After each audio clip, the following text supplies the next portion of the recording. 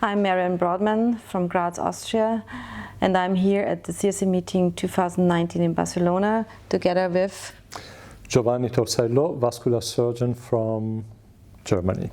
So, Giovanni, regarding the new FDA guidance on paclitaxel-coated devices, how would you define patients at high risk for restenosis who could benefit from this kind of treatment?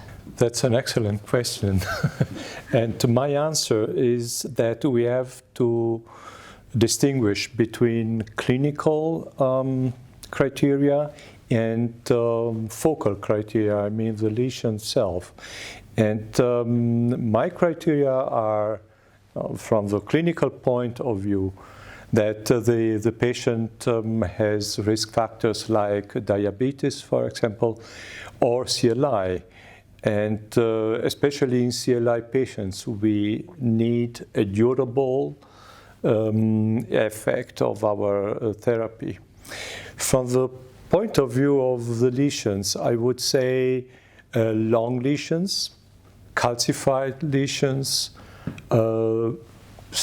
restenosis, of course, and total occlusions. They are at high risk for restenosis or reocclusion, and therefore they are a good indication for treatment with DCBs or drug-eluting stents. Let's go back to your early practice. What is the outcome using bare balloons or bare metal stents? You know, Giovanni, I think there was for 40 years nothing else than just doing plain old balloon angioplasty, and then if we were not content with the result, just place a stent. And we were happy if we had a nice image at the end of the procedure. But what we saw in real world, if we followed these patients, that the patients were coming back.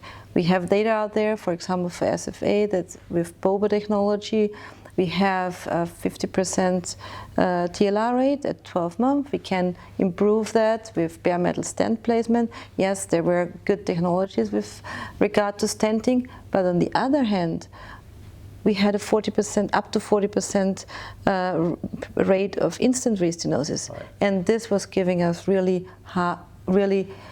terrible situations to treat this kind of patients. And I think the outcome with non-drug-coated technologies were bad.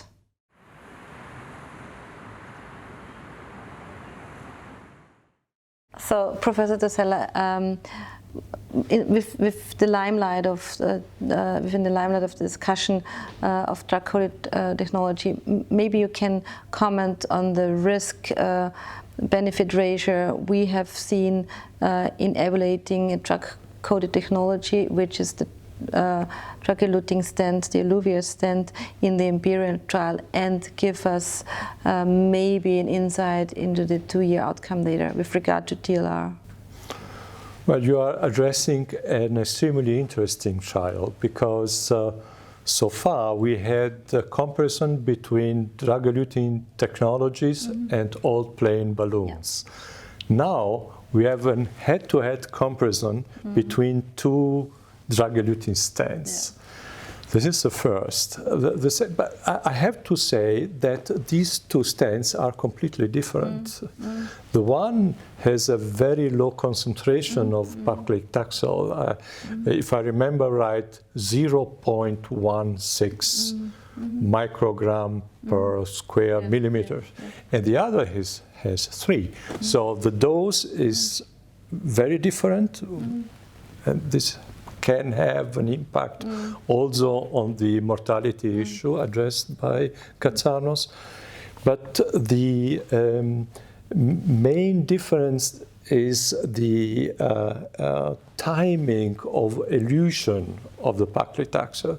We don't need a peak at the beginning and then a very low concentration during the months. We need a constant concentration of paclitaxel during the first 6 to 12 months, because during this period the vessel must be protected by the risk of restenosis. And The results at 1 year were very impressive. If I see right, I mean, this is the IMPERIAL trial showed an extremely low rate of loss of primary patency at 1 year, and at 2 years we see a huge difference between the need of target lesion revascularization in the two groups.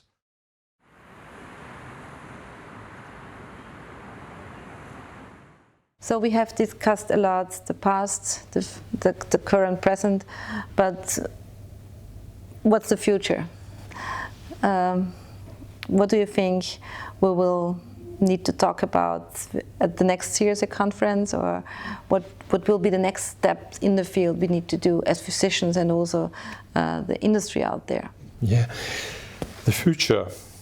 The future is also the present. Yes. The eminent, for example, is a very interesting trial, giving us more evidence, because within a prospective randomized trial, we are comparing the drug-eluting stent, the Eluvia, with the bare metal stent. So we can see the effect of the paclitaxel on restenosis first, and also we can demonstrate that we don't have any increase in mortality using this device.